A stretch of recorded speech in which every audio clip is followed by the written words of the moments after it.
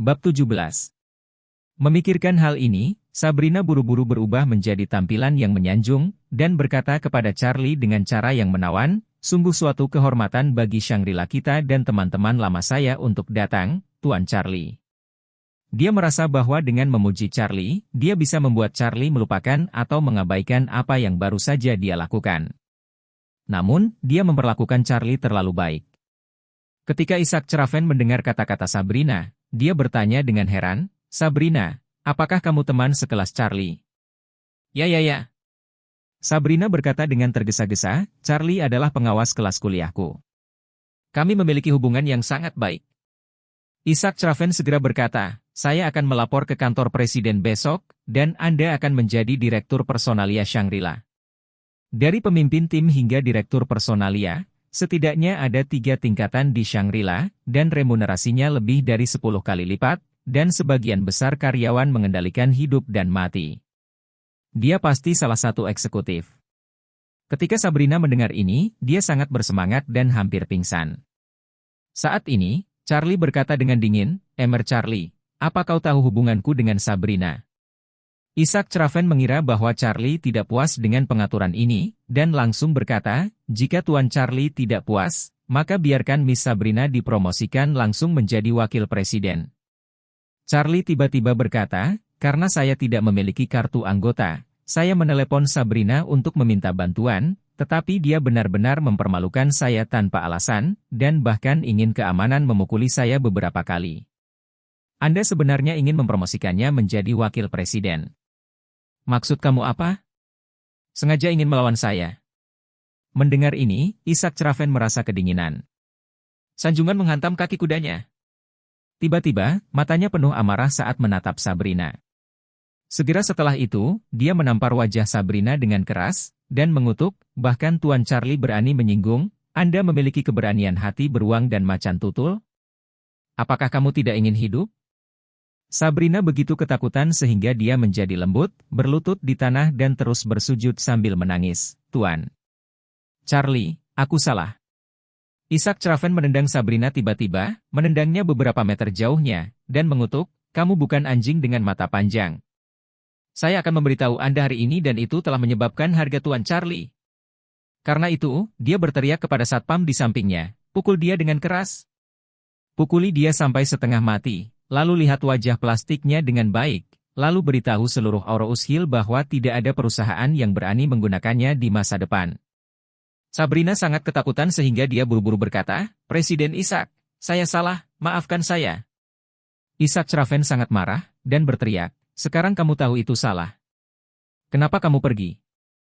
Anda bisa menyinggung Tuan Wade juga? Jika bukan karena wajah Tuan Wade, saya akan membunuhmu." Sabrina putus asa dan menangis. Dia berlutut di tanah dan merangkak ke arah Charlie, bersujud terus-menerus, "Pengawas kelas, Wade, aku salah, maaf. Tolong biarkan demi teman sekelas." Charlie bertanya padanya dengan acuh tak acuh, "Sabrina, teman sekelas, mengapa kamu menghina saya dan istri saya sekarang?" Sabrina menangis getir dan berkata, "Monitor kelas, saya baru saja bingung. Saya menyalahkan mulut buruk saya. Mohon maafkan saya." Charlie berkata, "Jika orang tidak menyinggung perasaan saya tidak akan menyinggung perasaan orang lain, tetapi jika mereka menyinggung perasaan saya tidak akan pernah memaafkan orang lain." Setelah itu, dia mendengus dan berkata, "Kamu membuat anggur pahitmu sendiri, minumlah sendiri." Isaac Chraven memarahi, berani jalang dengan Tuan Wade, aku akan merobek mulutmu yang patah." Sabrina tidak berani memohon belas kasihan lagi, melainkan berlutut di tanah dan menangis dengan sedihnya. Charlie sama sekali tidak bersimpati padanya, tetapi mengabaikannya dan berkata dengan hampa kepada Isaac Chraven, "Aku ingin berbicara denganmu tentang taman gantung. Lepaskan ke kantormu." Isaac Chraven buru-buru mengangguk, dan berkata dengan hormat, "Tuan Charlie ikut denganku." Setelah berbicara, dia menunjuk ke penjaga keamanan di sampingnya dan berteriak, "Pukul dia dengan keras." "Ya, Presiden Isaac."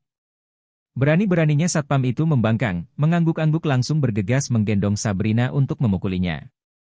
Sabrina terus meratap, tapi Charlie benar-benar mengabaikannya, dan di bawah bimbingan Isaac Chraven mengangguk dan membungkuk, dia memasuki Shangri-La. Begitu dia tiba di kantor Isaac Chraven, Charlie langsung menuju ke topik, beberapa hari kemudian, ini akan menjadi ulang tahun pernikahan istriku. Saya ingin memesan seluruh taman gantung. Bisakah saya melakukan itu? Isaac Chraven berkata tanpa ragu-ragu, Tuan. Wait, untuk memastikan keadilan bagi semua anggota kelas atas, Hanging Garden selalu menolak untuk memesan tempat tersebut. Bahkan para pemimpin kota tidak akan menyediakan layanan ruang pribadi. Namun, selama Anda membutuhkannya, udara di taman bahkan dapat disimpan untuk Anda sendiri selamanya. Charlie berkata dengan acuh tak acuh, itu tidak perlu, simpan saja pada hari jadi. Selain itu, saya ingin Anda bekerja sama dengan saya dan menyiapkan sedikit kejutan untuk istri saya. Isaac Chraven segera berkata, Tuan. Wait, jangan khawatir, semua karyawan Shangri-La dan saya akan mematuhi instruksi Anda. Charlie menyelesaikan banyak hal di Shangri-La. Saat naik bus pulang, hampir semua penumpang bus menggunakan TikTok, Instagram dan YouTube. Selain itu, yang mengejutkan, semua orang menonton video yang sama.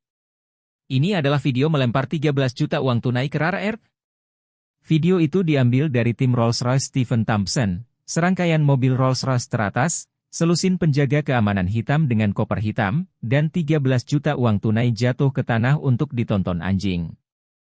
Manajer penjualan berpangkat rendah tidak memiliki tempat untuk menunjukkan dirinya, dan seluruh proses diposting secara online. Namun, video tersebut gagal menangkap bagian depan Charlie. Video ini dengan cepat menjadi populer di Aurous Hill. Banyak orang yang bertanya-tanya siapa superhero itu. Banyak gadis bahkan memimpikan Cinderella dan impian pangeran, ingin sekali bertemu dengan pahlawan sederhana ini. Charlie berulang kali menegaskan bahwa dia sulit dikenali dalam video, dan kemudian dia merasa lega dan kembali ke rumah. Saat ini, rumah itu penuh dengan kegembiraan. Claire mendapat kontrak dari Embran Group dan akan menjadi direktur Wilson Group. Orang tuanya sangat senang dan menangis. Dia telah dipandang rendah dalam keluarga Wilson selama bertahun-tahun, sekarang dia akhirnya bisa mengangkat kepalanya dan menjadi seorang wanita. Ketika ayah mertua dan ibu mertua senang, melihat Charlie tidak sebosan sebelumnya. Ibu mertua berkata dengan penuh semangat, "Oh, saya sangat bahagia hari ini, putri saya benar-benar bukan orang biasa." Setelah selesai berbicara, dia melihat ke arah Charlie lagi, dan berkata dengan senyum langka, "Charlie, kamu dapat dianggap sebagai inspirasi besar untuk masalah ini. Aku tidak akan membiarkanmu memasak hari ini. Ayo cari restoran untuk makan." Claire tersenyum dan berkata, "Kalau begitu ayo pergi ke Kempinski untuk makan makanan barat. Itu terlalu mahal." Ibu mertua berseru, "Itu tidak lebih dari 1,000 per kapita." Claire tersenyum dan berkata, "Bu, gaji direktur sangat tinggi, dengan gaji tahunan 1 juta. Oh." Ibu mertua bertepuk tangan dengan gembira, dan dengan gembira berkata, "Hebat, bagus. Keluargaku akhirnya menjanjikan." Setelah itu, dia berkata, "Namun, Anda harus membayar setidaknya 70% kepada ibu Anda dari gaji masa depan Anda. Kalian kaum muda belum paham betul pentingnya manajemen keuangan. Uang pasti lebih dapat diandalkan dengan saya daripada Anda menyelamatkan diri Anda sendiri." Claire segera mengangguk dan tersenyum, "Oke Bu, saya akan memberikannya setiap bulan pada saat itu, tapi katakanlah, kamu tidak bisa selalu menegur Charlie di masa depan, mengatakan hal-hal seperti bagaimana dia bisa menjadi menantumu hukum?" Ibu mertua segera membuka matanya dan tersenyum, "Oke. Ibu peduli dengan wajahmu, jadi cobalah kurangi membicarakan dia di masa depan." Bab 18. Wendell merajuk di rumah ketika sebuah keluarga beranggotakan 4 orang pergi ke Kempinski untuk makan malam. Dia juga melihat berita dari Embran Group, dan sangat tertekan. Dia pikir Claire tidak akan bisa mendapatkan kontrak dari Embran Group jika dia tidak membantu. Dia tidak menyangka bahwa dia akan berhasil memenangkan kontrak 60 juta di pagi hari. Dia ingat bahwa dia telah memberikan komentar yang kejam di rumahnya kemarin. Ini bukan untuk wajahnya? Harold juga menelepon untuk mengeluh tentang hal itu, dan berkata segera setelah dia membuka mulutnya, "Brother Wendell, kamu terlalu menarik. Saya telah membantu Anda menciptakan peluang untuk mengejar sepupu saya, tetapi Anda membantunya memenangkan kerja sama Embran Group. Apakah kamu tidak mempermalukan aku?"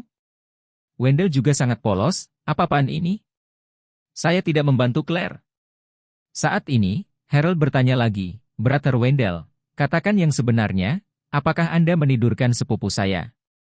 Wendell terlalu malu untuk menyangkal, mengatakan bahwa dia tidak ada hubungannya dengan semua ini. Bukankah itu berarti mengakui bahwa dia tidak kompeten?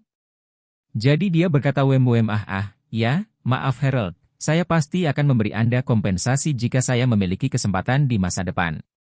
Aku tahu itu. Harold menghela nafas, dan kemudian buru-buru bertanya, Brother Wendell, sepupu saya harusnya masih utuh? Dia sepertinya tidak pernah membiarkan sampah itu menyentuh. Kamu benar-benar mendapatkan jackpot kali ini. Wendell sangat senang saat mendengar ini. Baik. Claire masih. Kemudian dia mungkin juga menyatakan kepada publik bahwa dia tidur dengannya, untuk memprovokasi hubungan antara dia dan suaminya. Memikirkan hal ini, dia tersenyum dan berkata kepada Harold, Harold, sepupumu memang masih perawan, dan sangat keren melakukannya, hahaha. Harold berkata dengan getir, kalau begitu kamu tidak bisa mengabaikanku mulai sekarang, Brother Wendell. Bersantai. Wendell langsung setuju. Setelah menutup telepon Harold, ayah Wendell menelepon lagi. Begitu telepon terhubung, dia berseru, Wendell, sesuatu telah terjadi. Grup Marriott menghentikan semua kerja sama kami. Apakah Anda telah menyinggung orang akhir-akhir ini? Ketika Wendell mendengar ini, hatinya seperti gudang es. Embran Group telah menghentikan semua kerjasama dengan keluarga Jones? Bukankah ini berarti keluarga mengalami kerugian besar? Dia berseru, bagaimana situasinya, ayah? Saya tidak pernah menyinggung siapapun hari ini. Apakah Anda telah menyinggung seseorang? Ayah Wendell berkata dengan marah, aku juga tidak. Saya telah berada di perusahaan akhir-akhir ini, dan saya tidak pernah menyinggung siapapun. Wendell berkata dengan gugup, oh, ayah. Apakah mungkin ketua baru Embran Group sedang bersiap untuk mengocok kartu? Sangat mungkin. Ayah Wendell tiba-tiba menyadari, sekarang setelah ketua baru mengambil alih, saya tidak punya kesempatan untuk berkunjung. Saya telah menyebutkannya beberapa kali kepada Doris, tetapi dia terus mengatakan bahwa ketua mereka tidak akan menerima tamu. Wendell bertanya, apa yang harus saya lakukan? Ayahnya berpikir sejenak dan berkata, oh, benar. Akan ada perjamuan di keluarga Wilson besok malam. Konon mereka telah mengundang ketua Embran Group. Ayo pergi dan temukan kesempatan untuk bertemu dengannya. Baik. Wendell langsung berkata, besok kita akan pergi bersama. Keesokan harinya, pada acara paling penting dari keluarga Wilson, seluruh keluarga sangat bersemangat. Karena setelah malam fermentasi, keluarga Wilson mendapat kontrak Embran Group dan mengundang ketua Embran Group untuk ikut dalam perjamuan keluarga. Berita itu telah menyebar ke seluruh Rose Hill. Untuk perjamuan ini, Charlie menemukan setelan termahal untuk dipakai dan pergi ke hotel tempat perjamuan diadakan. Begitu dia tiba di pintu masuk hotel, Charlie turun dari mobil dan melihat sebuah Porsche tiba-tiba mengerem dan berhenti di depannya. Segera setelah itu, Wendell, yang mengenakan setelan desainer dan menyisir rambut dengan cermat, keluar dari mobil. Segera, seorang resepsionis datang dan menyapa Wendell dengan anggun. Dan Wendell jelas melihat Charlie juga, dengan sedikit penghinaan di matanya, menatapnya dari atas ke bawah, dan tersenyum, di mana kamu menemukan setelan peniru, dan orang yang memakainya tampak seperti anjing. Charlie bertanya dengan tenang, apa hubungannya denganmu? Sudut mulut Wendell melengkung, dengan sedikit sarkasme di wajahnya, dan berkata, kamu tidak ada hubungannya denganku, tapi istrimu ada hubungannya denganku sekarang. Charlie sedikit mengernyit dan bertanya, apa hubungannya? Orang-orang di sekitar tidak bisa tidak berhenti. Mulai tadi malam, ada gosip di lingkaran. Menurut berita tersebut, Claire dapat memenangkan kerjasama Embran Group sepenuhnya karena dia mendedikasikan hidupnya untuk hubungan Wendell. Jika tidak, dengan kekuatan dia dan keluarga Wilson, bagaimana dia bisa memenangkan Embran Group? Sekarang tampaknya ini benar-benar sebuah pertanda. Wendell melihat kerumunan berkumpul, dan berkata kepada Charlie, menurutmu apa yang menjadi alasan mengapa Embran Group bisa memenangkan kerja sama di tempat pertama? Charlie memandang Wendell dan bertanya dengan acuh tak acuh, karena apa? Mulut Wendell meringkuk dan berkata, tentu saja itu karena Claire sekarang adalah wanitaku, jadi aku mencoba yang terbaik untuk membantunya memenangkan kerja sama Embran. Jika Anda tahu, menceraikannya lebih cepat, itu juga dianggap kecantikan dewasa. Meskipun semua orang di sekitar telah berspekulasi, tetapi sekarang setelah Wendell mengatakannya dengan terus terang, semua orang tidak bisa menahan keterkejutan. Claire benar-benar mendapat kerja sama dari Emgrand Group melalui tidur dengan Wendell. Karena kamu? Charlie tertawa bukannya marah ketika mendengar ini, dan berkata, kamu juga layak.